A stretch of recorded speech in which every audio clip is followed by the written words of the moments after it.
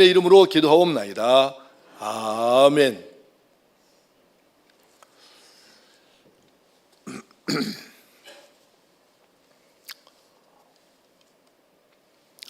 똑같은 내용을 아주 어렵게 말하는 것도 그 은사라고 합니다.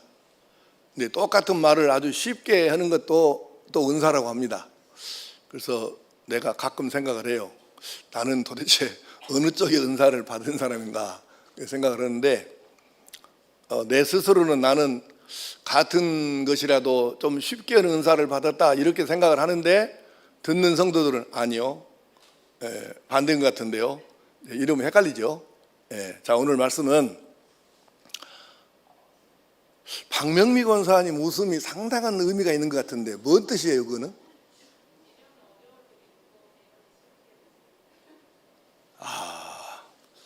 그 웃음에 그렇게 깊은 뜻이 들어있었어요.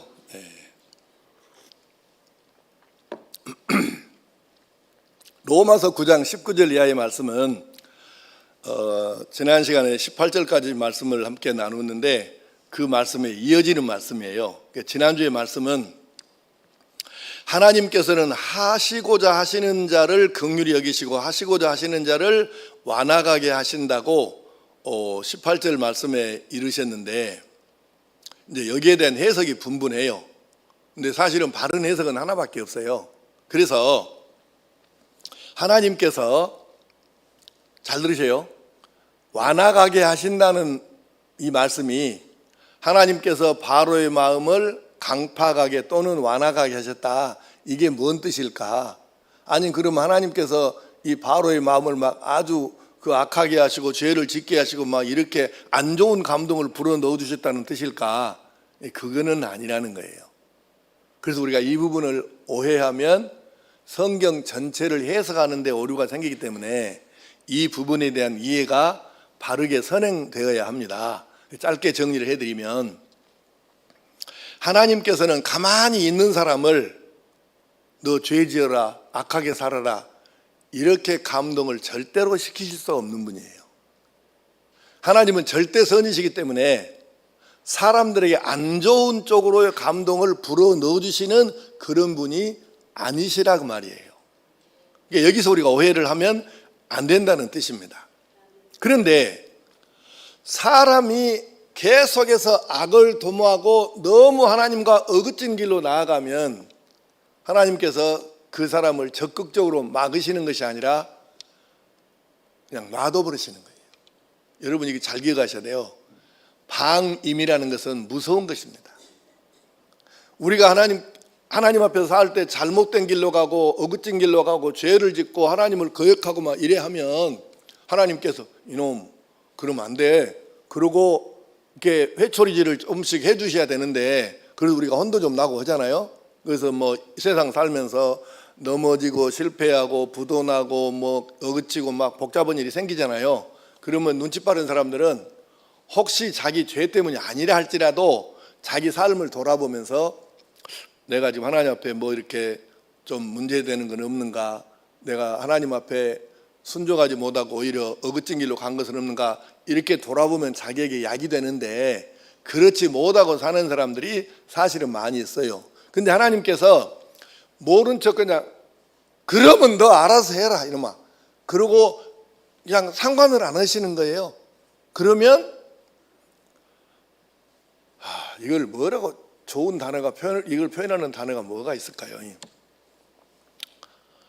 그러니까 하나님으로서는 우리한테 가장 그 서운하실 때 해도 계속 넘어가고 반복적으로 이렇게 해서 안 들으면 하나님은 그냥 놔둬버리셔요.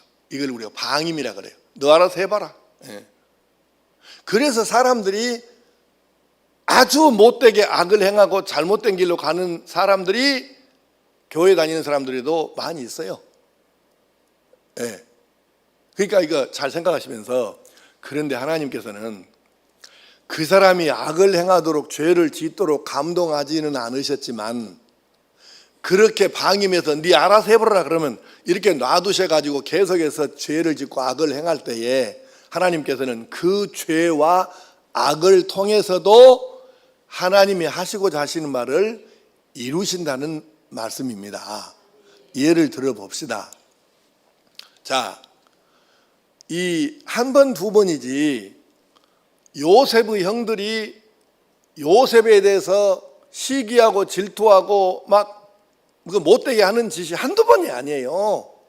많아요. 여러 차례 반복적으로. 그러니까 나쁜 놈 새끼들이지 아주. 그런데 이 요셉의 형들이 하나님께서 이런저런 경고를 주셨을 때 알아차리고 그만 포기를 했어야 되는데 이것들이 말을 전혀 안 들어요. 그래가지고 요셉이 오니까 저 꿈쟁이 저 새끼를 죽여버리자 이러면서 우물에다 던졌는데 그 우물이 다행히 마른 우물이어갖고 당장에 빠져 죽지는 않았어요. 며칠 놔뒀다가 자기들끼리 막 의논이 생기는 거예요. 분분의 의견이. 저거 죽여야 된다. 아이, 그래도 어쨌든 우리가 어머니는 달라도 아버지는 같은데 그래도 죽이는 건 우리 손에 피 묻히면 쓰겠냐 이건 아니지.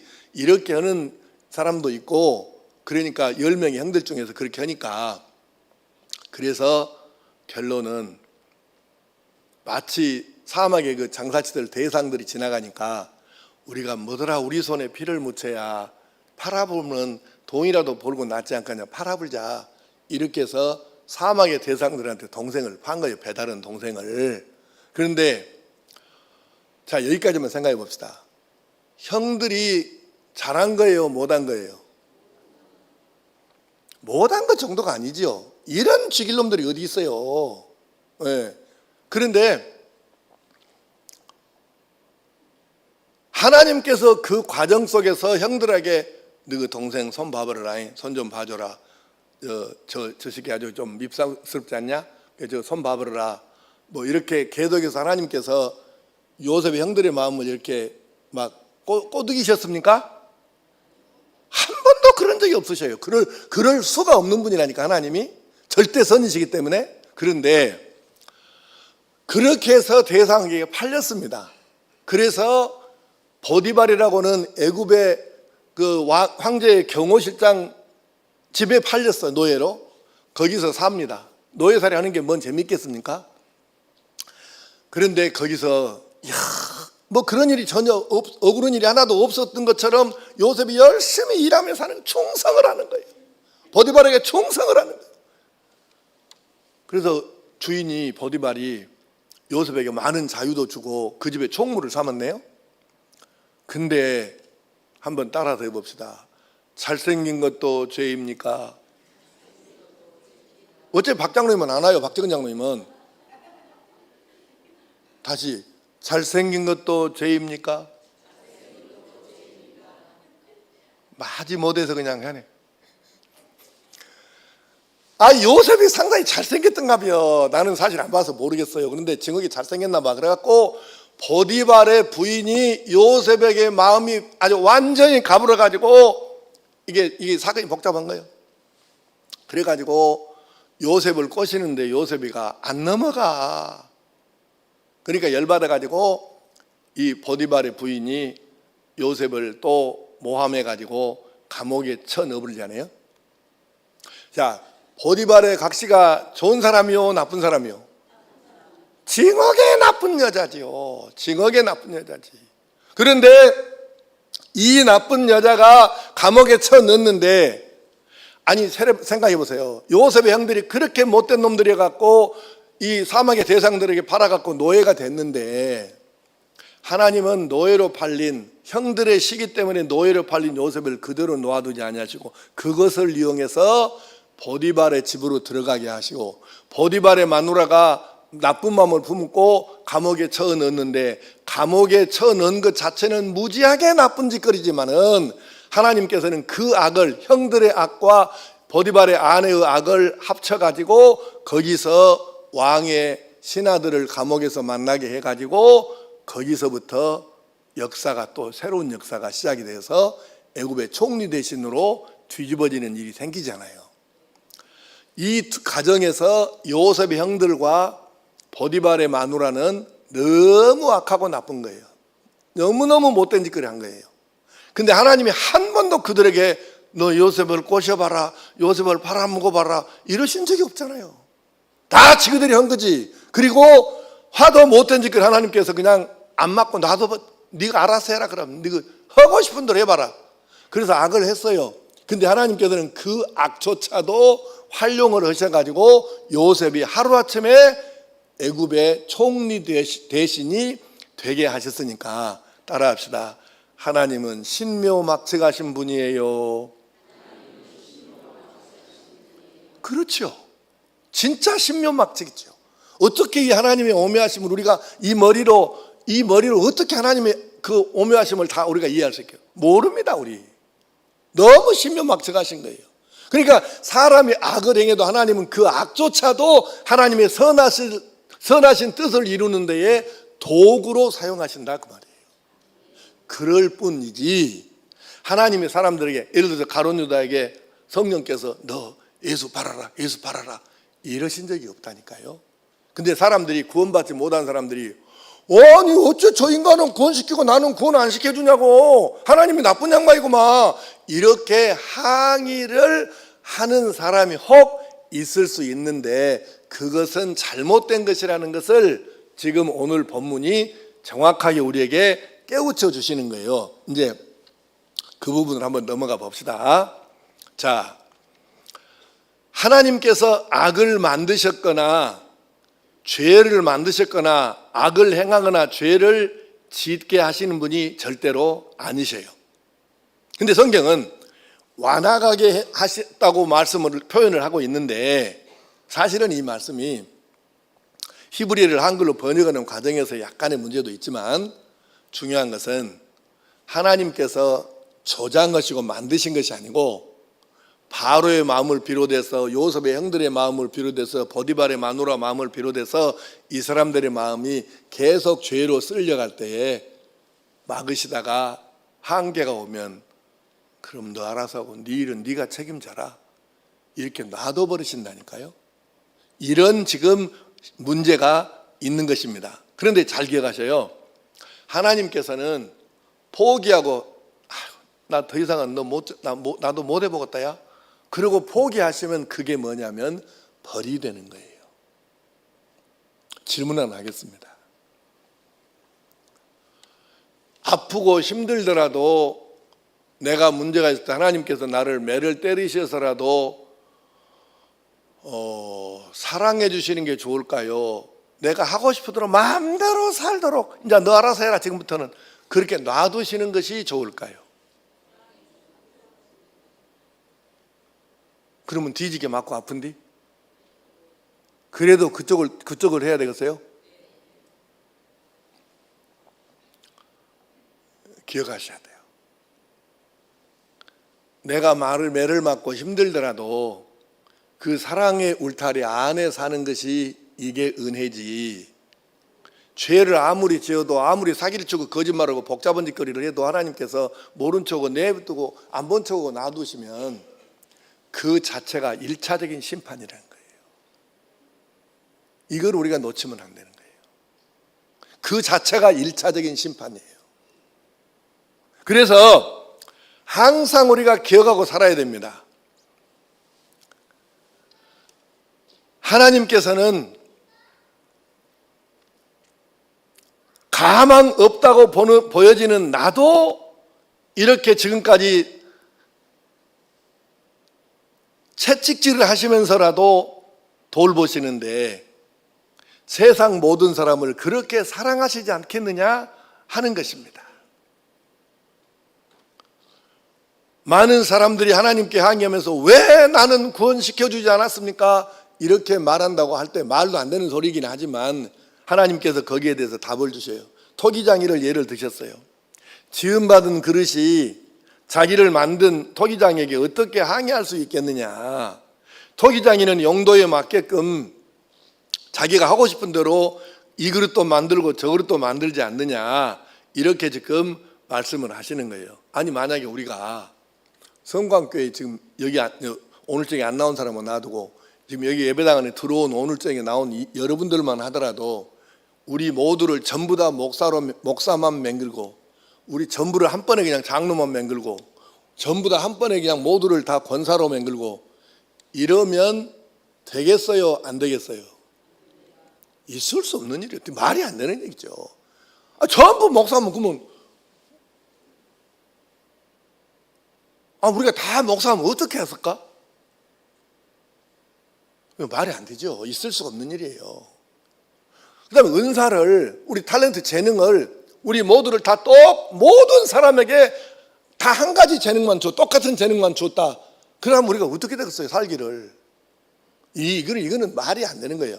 하나님께서 우리 한 사람 한 사람을 만들어 세상에 내려보내실 때에 각각 재능도 다르고 은사도 다르고 모두가 다르게 해 주셨으니까 우리가 서로 안 맞는다고 하면서도 이렇게 어우러져서 하모니 조화를 이루어서 사는 거지, 모두가 똑같은 성격에 모두가 똑같은 재능에 모두가 똑같은 직분에 이렇게 산다고 가정해봐요. 못 삽니다. 피곤해서. 우리 집사람하고 나하고는 로또라고 합니다. 너무 안 맞아. 성격도 안 맞고 키도 안 맞고 좌우가 안 맞아. 로또같이 안 맞아. 근데 안 맞으니까 우리가 지금까지 사는 거지. 나하고 똑같은 성격에 똑같은 모든 것을 지닌 사람하고 둘이 만났다고 합시다. 가령 난 속이 뒤집어지면 말을 안 해버리거든요.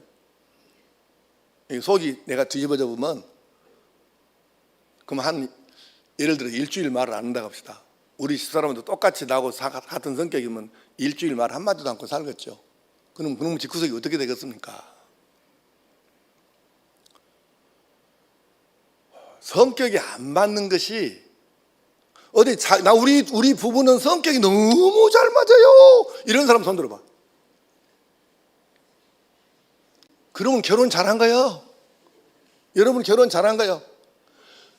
똑같은 한 번 묵은 마음 섣달 금날까지 안 풀어지는 사람, 이 사람하고 그 사람끼리 둘이 만났다고 쳐봐. 어떻게 사냐고. 부부가 되는 안 맞는 것이 맞는 것입니다.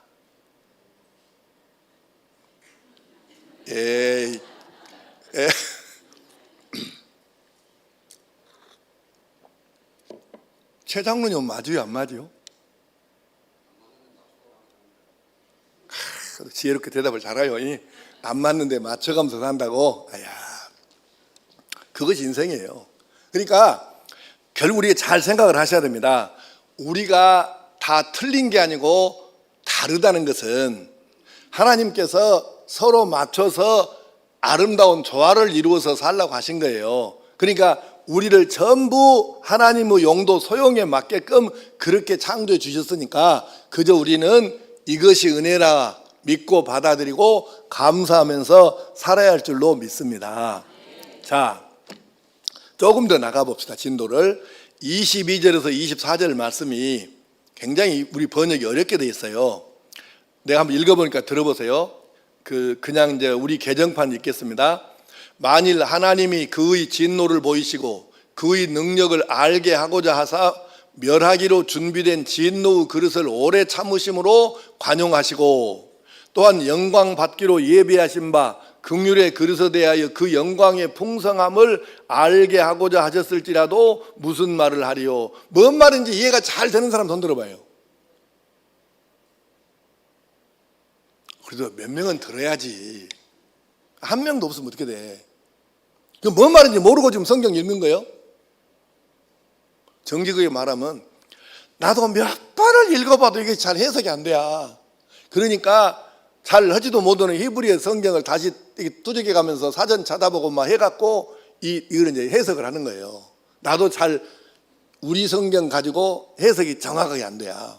그런데 비교적 여러 성경을 내가 봤더니 그래도 좀 이해가 잘 되게 번역을 한 성경이 있어서 그걸로 여러분과 함께 읽어보겠어요. 방금 읽은 22절, 23절이 뭔 뜻인가 이제 이해를 먼저 잘해야 돼. 이 뜻을 이해를 못하면 이게 엉뚱한 데로 가버려요. 이걸 이해를 잘해야 돼. 자, 읽어보겠습니다. 어디냐면 이건 쉬운 말 번역이에요. 쉬운 말 성경 시작.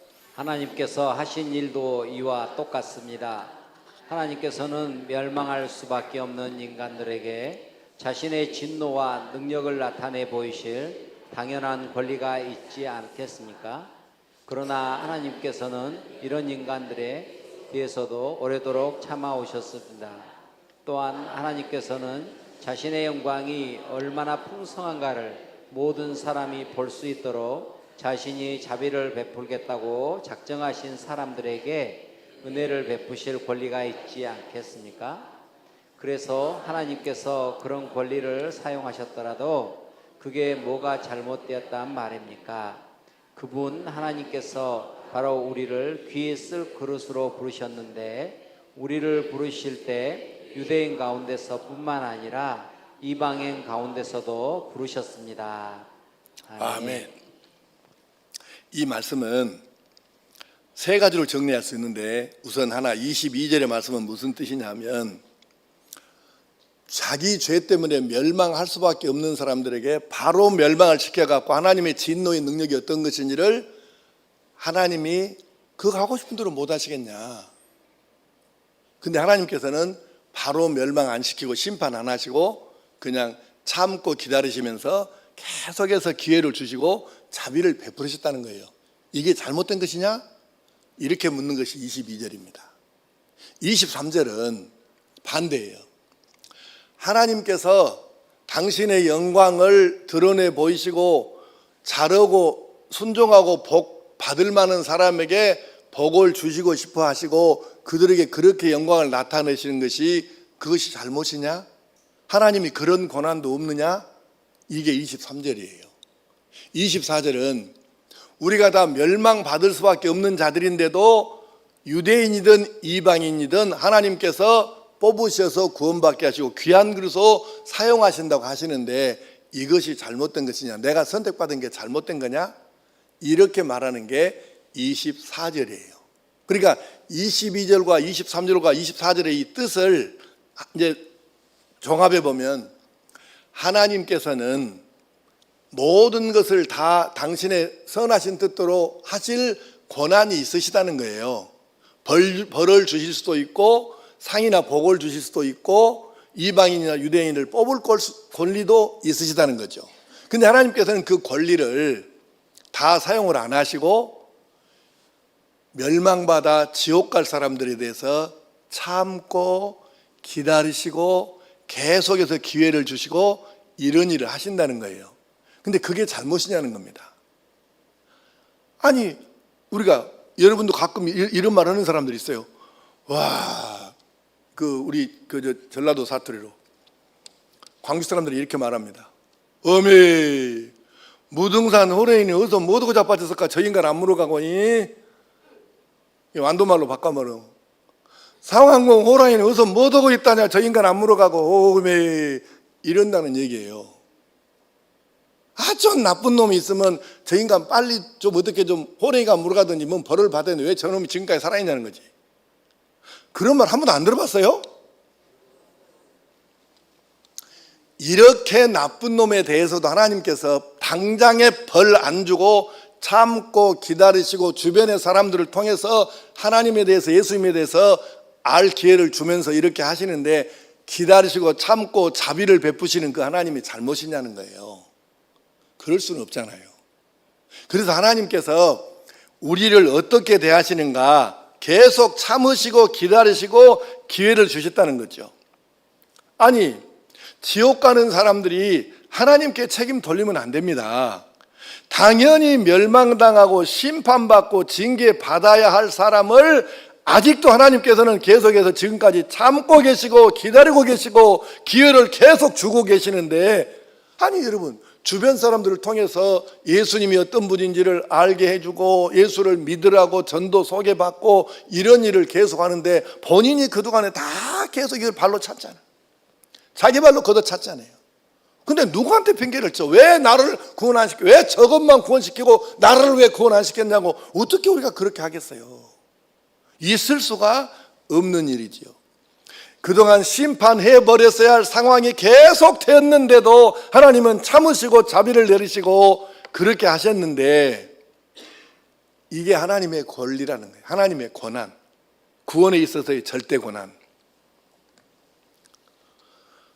다른 사람은 그 기회를 다 받아들이고 믿었는데 너는 믿지 않았지 않느냐. 그래서 우리가 이걸 기억해야 됩니다. 하나님의 참으심과 기다리심에 대하여 이해하지 못하는 사람들이 있어요. 여러분 이거 잘 들으세요. 설교를 이렇게 하면 하나님이 참으시는 것은 너무 당연하고 그까짓 건 아무것도 아닌 것으로 생각하는 사람들이 있어요. 여기 앉아있는 여러분도 지금 그런 인간이 있어. 잘 들어요, 잘. 하나님이 우리에 대해서 이렇게 오래도록 이렇게 여러 번 이렇게 많이 참고 기다리신다는 데 대해서 하나님이 참으시는 것은 너무 쉬운 것이고 너무 당연한 것이고 그까짓 아무것도 아닌 것처럼 여기는 사람들이 있다고. 회개해야 돼, 회개. 왜 회개해야 되냐? 하나님께서는요, 원래부터 하나님께서는 죄와는 함께 계실 수가 없는 분이에요. 악과는 동거할 수가 없는 분이세요. 생각해 보세요. 사람에 따라 다르기는 하지만 성인이 되어서도 무엇이 하나 나타나면 무서워갖고 막 벌벌벌 떨고 도망가고 막 이리 뛰고 저리 뛰고 막 그러는 사람들이 있어요. 예를 들면 쥐를 보면 그런다 할지, 예를 들면 바퀴벌레를 보면 그런다 할지, 예를 들면 모기를 보면 그런다 할지, 예를 들면 뱀을 보면 그런다 할지. 우리 강혜정 권사는 뱀 보면 아주 즐거워해 갖고 거의 나는 수준으로 도망가 봅니다. 내가 지금 거짓말한 거 아니지? 우리 권성심 권사는 바퀴벌레 보면 그러지? 내가 잘못 알고 있을까? 그러고 우리 요 6층의 게스트룸에 현재 우리 총회 사무총장 사모님이 예전에 와서 거기서 며칠 주무셨는데 저녁에 자다가 새벽에 나와갖고 다른 데로 여관에다가 잤대. 바퀴벌레가 나왔다가요. 우리 6층 게스트룸에 바퀴벌레가 있었나 봐.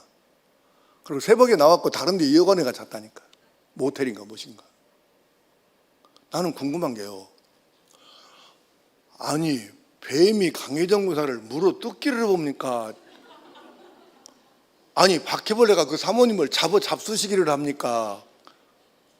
나는 이해가 안 되네, 이해가. 아니 쥐새끼가 뭐 집구석을 다 뭐 집을 뜯어봅니까? 뭐 불태우기를 합니까? 근데 왜 그렇게 그 별것도 아닌 그까지 진짜 뭐래 손톱만한 것이 나왔는데 막 이와 막 아우 진짜 왜 그러는 거예요 그거? 그냥 넘어갑시다. 그건 본인의 자유니까 우리가 뭐라고 써 그거 하려면 계속 하세요. 예, 넘어가자고. 그런데 잘 기억하시라고. 방금 내가 예를 들었던 이런 것들보다도 하나님은 원래 품성이 죄와는 절대로 함께 하실 수가 없는 분이라고요. 하나님은 절대로 악하고는 같이 계실 수가 없는 분이라고요. 그런데 우리가 계속해서 죄를 짓고 살고 죄 속에 살고 악을 가지고 악을 행하고 살아도 그 하나님께서 그걸 당장에 박살을 내셔야 되는데 그거를 박살을 안 내고 참고 계실라니 그 하나님의 이 참고 견디시는 그 하나님의 마음이 얼마나 불편하고 얼마나 싫으실지를 한 번이라도 생각해보고 하나님께 대해서 하나님이 참으시고 인내하시고 기다리시는 것을 아무것도 아닌 것처럼 쉽게 생각하는 이 죄를 왜 우리가 범하냐고요. 똑똑하게 우리가 알고 살아야 돼. 하나님이 죄와는 절대로 함께 못 하신다고. 악하고는 함께 못 하신다. 그런데 우리가 하나님을 아버지라고 부르는 우리가 죄를 가고 살고 행하고 살고 악을 행하고 살고 이럴 때 하나님께서 견디실 수 없으신데도 그래도 그냥 참고 계시고 기다려주시고 기회를 계속 주신다는 것이 얼마나 이게 크고 놀라운 일인지를 알아야 감사 기도가 나와요. 모르니까 쓰잘데기 없는 소리가 사는 거지. 여러분, 하나님이 절대 악이나 죄를 참고 보시는 것이 쉬운 일이 아니에요. 하나님께는 진짜 쉬운 일이 아니에요. 그런데 지금까지 하나님께서 우리의 죄와 악에 대해서 이렇게 참고 단박에 여다구를 안 내시고 그냥 참고 기다리고 계속 기회를 더 주시고 이렇게 하시지 않습니까? 근데 이것이 쉬운 일이 아니고 하나님께는 너무 견디기 어려운 고통이에요. 왜? 같이 하실 수 없는 죄를 보고 사셔야 되니까. 이게 어떻게 쉬운 일이냐고요.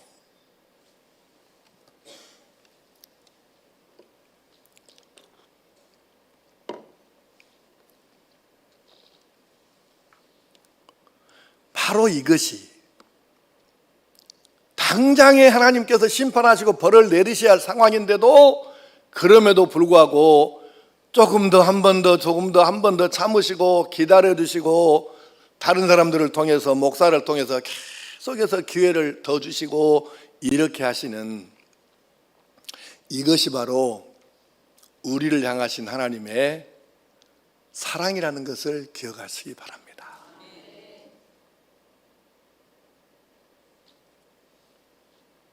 하나님의 인내하심과 자비하심과 우리에게 계속 기회를 주심은 엄청난 것입니다. 그런데 그 자비를 버리고도 모두 발로 차고도 하나님께 왜 나는 구원을 안 시켜줬냐고, 왜 저놈만 구원시키고 나는 뺐냐고 이렇게 항의할 수가 있겠느냐 그 말이에요. 절대로 그럴 수 없어요. 어떻게 그럴 수 있겠어요? 우리 중에, 나나 여러분이나 우리 중에 하나님의 이 인내하심과 기대하심과 기다려주심과 기회 주심에 대해서 나는 그거하고는 관계없는 사람이요, 이럴 사람이 누가 있느냐고요. 단 한 명이라도, 한 사람도 이 하나님의 자비하심과 관계없는 사람이 없는 것이죠. 그런데도 우리는 대개 하나님께서 나에 대해서 참아주시고 기다려주시고 기회 주시고 은혜 주신 것에 대해서 감사하기보다는 내가 원하는 이것 하나님이 빨리 안 주셨다고 이것만 가지고 서운해하고 시험 들고 원망하고 이렇게 산 적이 한두 번이 아니지 않습니까? 무엇이 더 큰 것입니까, 여러분? 하나님의 인내하심이 더 큽니까? 내 기도 안 들어준 것이 더 큽니까? 생각해 보면 기가 막힌 이야기예요. 우리가 생각 없이 그냥 모르고 넘어가 사니까 그렇지, 이것들을 이런 방금 말씀한 내용들을 깨닫고 보면 이게 얼마나 놀라운 일이냐 그 말이에요. 이스라엘에게도 이방인에게도 하나님의 사랑은 똑같이 임하셨습니다. 우리가 조금이라도 성숙한 그리스도인이라면, 예수님의 좋은 제자라면 이제는 우리가 응답할 차례입니다. 우리 삶이 뒤집어져야 한다는 뜻입니다. 나의 인격이 예수님 닮고, 나의 삶이 예수님 닮고, 나의 기도 내용도 예수님 따라가고, 나의 꿈 비전도 예수님을 닮아가야 그게 맞는 것이죠. 설교 시간에 은혜 받았다고 아멘 하면 여러 번 하는 것이 그 사람이 잘 되는 것이 아니고, 다 되는 것이 아니고, 제자 훈련 열심히 했다고 다 되는 게 아니에요. 얼마나 내 인격과 내 삶이, 내 기도가, 내 꿈이 예수님과 가까워지는가, 예수님과 닮아져 가는가, 여기에 달려있는 것이지. 그래서 우리가 내 자신을 어떻게 하나님 앞에 세울 것인가를 우리는 하나님 앞에 설 때마다 계속해서 고민하면서 기도하고 결단을 내려야 하는 것입니다. 하나님 탓하고 남 탓하고 핑계거리만 생각하고 시험 드는 것이 아니라 내 구원, 나의 구원의 절대 주권자이신 하나님을 제대로 알고 제대로 믿고 제대로 사는 구원에 합당한 성도 될 수 있기를 간절히 축복합니다. 기도하십시다. 이 시간에 우리 함께 통성으로 기도하겠습니다.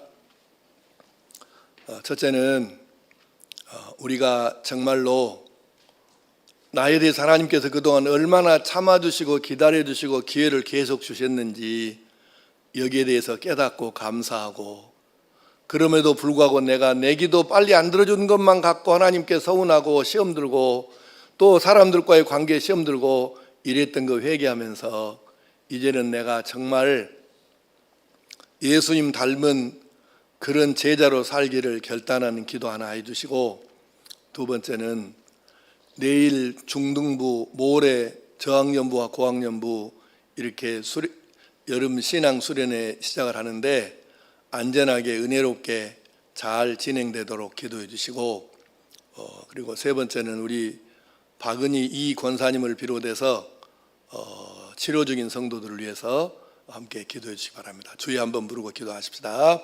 주여 믿습니다. 아버지 하나님 감사합니다. 이 저녁에도 저희들이 하나님 말씀 듣고 하나님 말씀 따라 기도하게 하시니 감사합니다.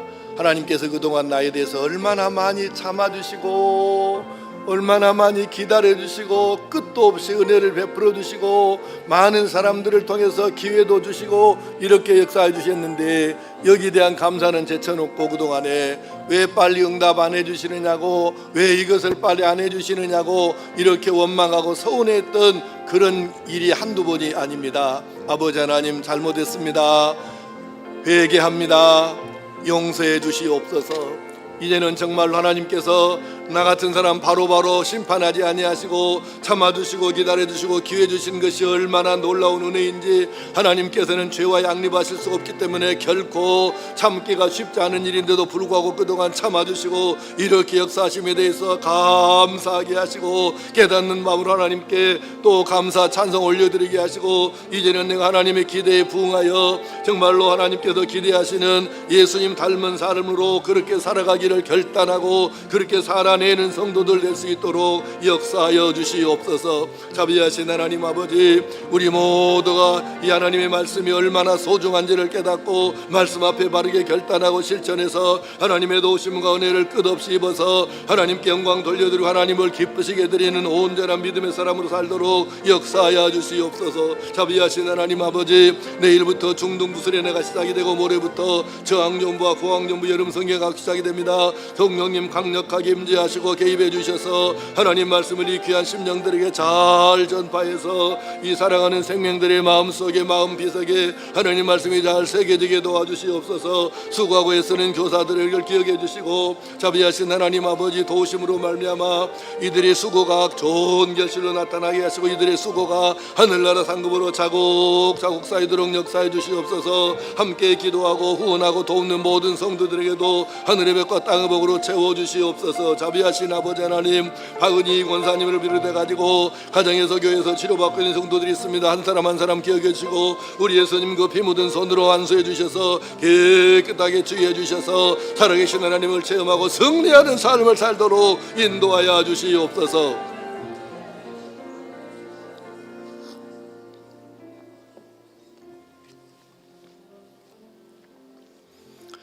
아버지 하나님, 죄와는 결코 함께 하실 수 없으신 하나님께서 내가 그 많은 죄악 속에 사는 것을 보시고도 참아주시고 기다려주시고 그리고 기대하시고 그리고 또 기회를 주심에 대해서 우리가 깊이 깨닫고 감격하여 하나님을 사랑하며 살게 하여 주시옵소서. 이제는 내가 어떻게 예수님을 좀 더 닮은 신앙인으로 예수님의 제자로 살아갈 수 있을까 생각하면서 힘쓰고 애써서 몸부림치고 발버둥을 쳐가면서 예수님 닮은 인격으로 살아가게 도와주시옵소서. 하나님 아버지, 내일부터 중등부가 모레부터는 저학년부와 고학년부가 이제 수련회와 성경학교 시작합니다. 성령님 강력하게 임재하여 주셔서 하나님 보내주신 이 귀한 생명들에게 하나님 말씀을 효과적으로 잘 전달하게 하여 주시옵소서. 수고하는 교사들과 협력하는 성도들에게 복의 복을 더하여 주시옵소서. 하나님 아버지, 박은희 권사님을 비롯해서 병원에서 가정에서 치료받고 있는 모든 성도들 우리 예수님 그 피 묻은 손으로 만져주셔서 깨끗하게 치유하여 주시옵소서. 주 예수님의 이름으로 기도하옵나이다. 아멘.